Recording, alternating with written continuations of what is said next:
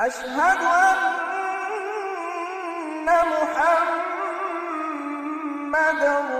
رسول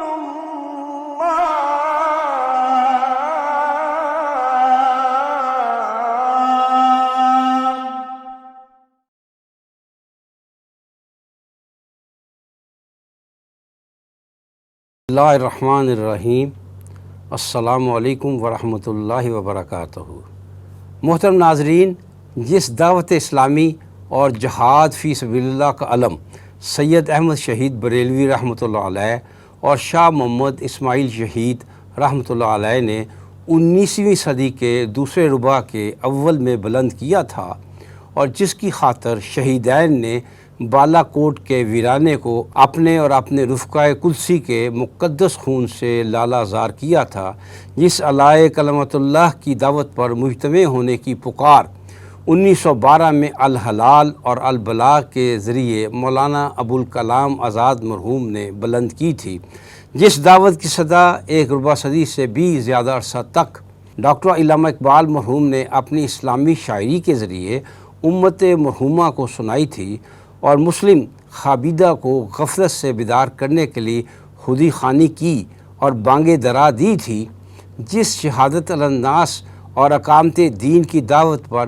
صاحب ترجمان القرآن مولانا سید ابوالعلا مودودی نے 1941 میں اللہ کے چند مخلص بندوں پر مشتمل ایک قافلہ ترتیب دیا تھا۔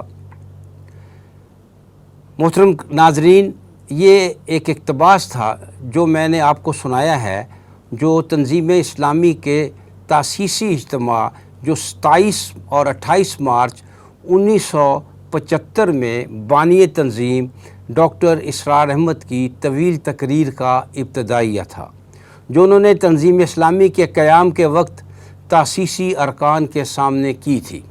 ہماری رائے میں ان چند سطور سے تنظیم کے قیام کا مقصد اور فکری سلسلہ نسب سب سننے والوں پر واضح ہو جاتا ہے۔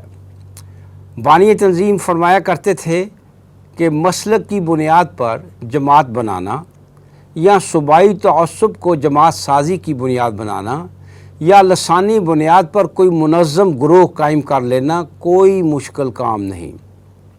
متعلقین کچے داغے سے بندے چلے آتے ہیں۔ یہ ایک قابل فہم حقیقت ہے کہ ان سب تعصبات سے بالا تر ہو کر خالصتاً دین کے قیام کی جدوجہد کرنے کے لیے ایک تنظیم بنانا، جس میں نقد کچھ نہ ہونے کے برابر ہو اور سب ادھار ہو، دنیا کے مشکل ترین کاموں میں سے ہے۔ تنظیم کے قیام کے اس اعلان کے بعد ڈاکٹر صاحب مرحوم مغفور نے اس پودے کی کاشت، نگہداشت، حفاظت اور اس کی بڑھوتری کے لیے کوئی دقیقہ فروگزاشت نہ کیا، اور یہ کہنا یقیناً مبالغہ نہیں ہے کہ اس پودے کو تناور درخت بنانے کے لیے انہوں نے اپنا خون پسینہ ہی نہیں، اپنی ہڈیاں بھی گلا کر اس کی بنیادوں میں ڈال دیں۔ حقیقت یہ ہے کہ پہلے چند سو یا چند ہزار لوگوں کو جمع کرنا، انہیں منظم کرنا، انہیں ایک لڑی میں پرو لینا ایک انتہائی مشکل کام تھا۔ یہ ایک عظیم کارنامہ تھا جو بانی تنظیم اسلامی نے سر انجام دیا۔ پھر یہ کہ رفقائے تنظیم کو گول گول کر یہ سبق پلا دیا کہ ہمارا اصل ہدف اللہ کی رضا حاصل کرنا اور اپنی اخروی نجات ہے۔ اس ہدف کے حصول کے لیے ہمیں پہلے پاکستان میں اور پھر دنیا بھر میں اللہ اور اس کے رسول صلی اللہ علیہ وسلم کے دیے ہوئے نظام، یعنی ایسا نظام جس کا ماخذ قرآن و سنت اور سیرت رسول صلی اللہ علیہ وسلم ہو، اسے قائم کرنا ہے۔ حقیقت یہ ہے کہ آج کا انسانی معاشرہ فٹ بال بنا ہوا ہے، کبھی کسی باطل نظام کی ٹھوکر اسے ایک انتہا کی طرف لے جاتی ہے، اور کبھی کسی دوسرے نظام باطلہ کی ٹھوکر اسے دوسری انتہا تک پہنچا دیتی ہے۔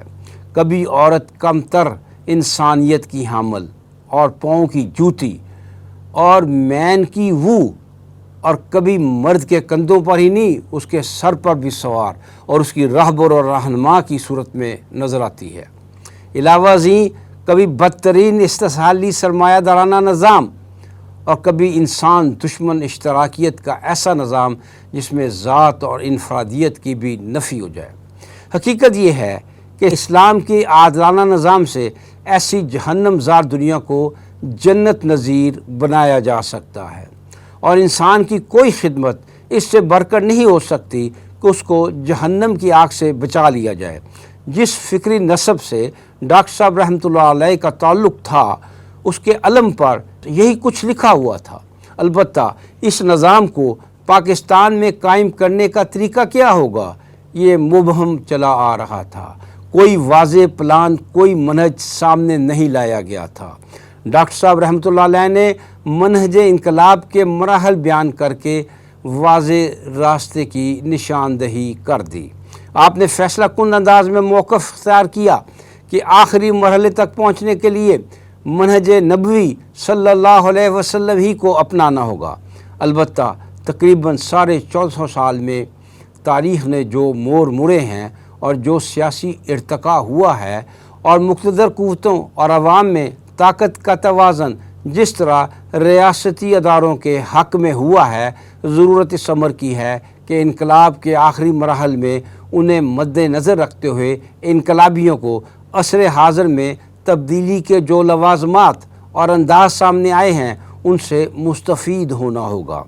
مسلمانان پاکستان خصوصاً رفقا پر سب کچھ واضح کر دینے کے بعد کہ اسلامی نظام کوئی یوٹوپیا نہیں ہے، ایک قابل عمل نظریہ ہے اور یوں اس کا نفاذ ممکن ہے، ڈاکٹر اسرار احمد رحمۃ اللہ علیہ تنظیم کی امارت سے سبکدوش ہو گئے۔ یہ کوئی آسان کام نہیں تھا۔ تنظیم کے قیام کے بعد انہیں یہ کام اس نہج تک پہنچانے میں 27 سال لگے۔ اب ان کی عمر 70 سال ہو چکی تھی۔ ان کی سبکدوشی کے بعد تنظیم کی عمارت ان کے بیٹے حافظ عاکف سعید کو منتقل ہو گئی، اور ایسا نہیں کہ انہوں نے اچانک اپنے بیٹے کو عمارت منتقل کر دی، بلکہ سبکدوشی سے چند سال پہلے ہی تنظیم میں آل پاکستان سطح پر طویل مشاورتی اجلاس ہوئے، جن کے نتیجے میں حافظ عاکف سعید کو امیر تنظیم کا جانشین مقرر کیا گیا تھا۔ یہ بار گراں اب حافظ عاکف سعید کے کندھوں پر تھا۔ اب انہیں اس مشکل کام کو لے کر آگے بڑھنا تھا، اور ان کا اصل کام اس تنظیم کو مستحکم کرنا تھا، اس میں نیا خون شامل کرنا تھا۔ خدا شاہد ہے، حافظ عاکف سعید نے اپنی اہلیت اور استعداد کو پوری طرح بروئے کار لا کر اس کام کا حق ادا کیا۔ اپنے فرض کی انجام دہی کے لیے اتنی بھاگ دوڑ اور محنت شاقہ کی کہ محترم ڈاکٹر صاحب رحمۃ اللہ علیہ کہہ اٹھے، جس طرح تنظیمی دورے کر کے سارے پاکستان کے رفقا سے عزیزم عاکف سعید رابطہ کرتے ہیں، میں تو اپنے دور عمارت میں سوچ بھی نہیں سکتا تھا۔ سچی بات یہ ہے کہ امیر کی ہوئے دل نوازی کا جو مظاہرہ رفقا نے حافظ عاکف سعید کے دور میں دیکھا، یہ دوسری جماعتوں کے کارکنوں کو کم ہی نصیب ہوا ہوگا۔ دنیوی لذتوں سے اجتناب کرنے والے اس شریف النفس انسان کے کردار کا رفقہ تنظیم کے دل و دماغ پر گہرا اثر مرتب ہوا۔ بہرحال ہوتا وہی ہے جو منظور خدا ہوتا ہے۔ ان کی صحت خراب ہوئی، جس کا سب سے بڑا نقصان یہ ہوا کہ ان کا حافظہ اور یادداشت بری طرح متاثر ہوئی۔ انہوں نے ساری صورتحال تنظیم اسلامی کی مرکزی عاملہ کے سامنے پہلے زبانی طور پر رکھی۔ مرکزی عاملہ نے ویٹ اینڈ سی کا مشورہ دیا، لیکن ایسے اعلیٰ کردار اور ظرف کا حامل انسان اپنی ذات کی خاطر دین اور تنظیم کا نقصان کیسے برداشت کر سکتا تھا؟ 14 جولائی 2020 کو انہوں نے تحریری طور پر مرکزی عاملہ کو عمارت سے اپنی دستبرداری سے آگاہ کر دیا، اور جلد مرکزی شورا کا اجلاس بلا کر نئے امیر کے تقرر کا کہا۔ تنظیم اسلامی کے دستور کی دفعہ 2 کے مطابق اگر وہ چاہتے تو اپنے طور پر کسی بھی رفیق کو امیر نامزد کر سکتے تھے، لیکن انہوں نے اپنا یہ اختیار استعمال نہ کیا اور معاملہ مرکزی شورا کے سپرد کر دیا۔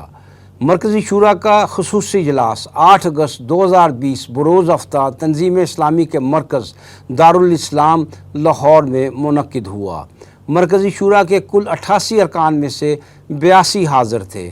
استصواب رائے کے پہلے ہی مرحلہ میں محترم شجاع الدین شیخ کو واضح اکثریت حاصل ہوئی۔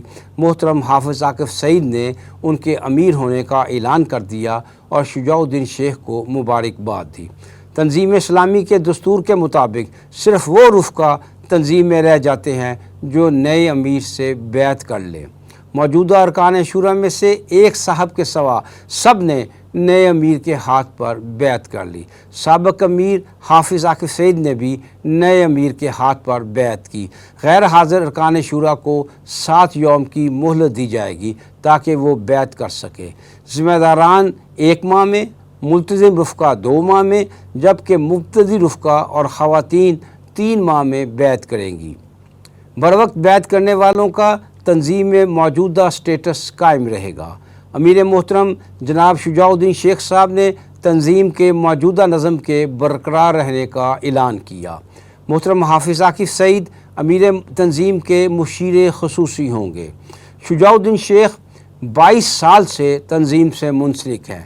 وہ ایک پرجوش خطیب، مؤثر مدرس ہیں اور فی البدیہہ گفتگو میں مہارت رکھتے ہیں۔ مختلف اوقات میں تنظیم کے تقریباً تمام مناصب پر فائز رہ چکے ہیں۔ اللہ تعالیٰ سے دعا ہے کہ وہ ان کی مدد فرمائے۔ اللہ رب العزت نے شجاع الدین شیخ کو بے شمار صلاحیتوں سے نوازا ہے۔ ہمیں یقین واثق ہے کہ ان کے دور امارت میں تنظیم بھرے گی، پھلے پھولے گی اور دین متین کے پاکستان میں نفاذ کے لیے کئی سنگ ہائے میل طے کرے گی، لیکن یہ سب کچھ اس وقت تک ممکن نہیں جب تک اللہ کا خصوصی فضل و کرم اور اس کی نصرت شامل حال نہ ہو۔ ہم سب اس کی رحمت اور فضل کے محتاج ہیں، اور جتنی بڑی کسی پر ذمہ داری ہے اتنا زیادہ اللہ کی رحمت اور فضل کا وہ محتاج ہے۔ آخر میں ہم امیر تنظیم اسلامی کی خدمت میں عرض کریں گے کہ اب آپ کے ہاتھوں میں شہیدین کا بلند کردہ علم ہے۔ الحلال اور البلا کی پکار آپ کے توقع میں رہے گی۔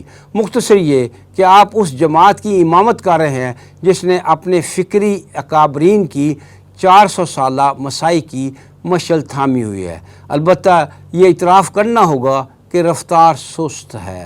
رفقا کو متحرک کرنے اور مشعلوں کو تیز کرنے کی باری ذمہ داری آپ کے کندھوں پر ہے۔ اس کے لیے جہد مسلسل، عزم صمیم اور ناقابل شکست اعصاب کا ہونا ناگزیر ہے۔ ہمیں یقین ہے آپ ان چیلنجوں کو قبول کریں گے اور سرخ رو ہوں گے انشاءاللہ۔ اللہ آپ کا اور ہم سب کا حامی و ناصر ہو، اور پاکستان کو صحیح معنوں میں اسلام کا قلعہ بنانے میں ہماری غیبی مدد فرمائے۔ آمین یا رب العالمین۔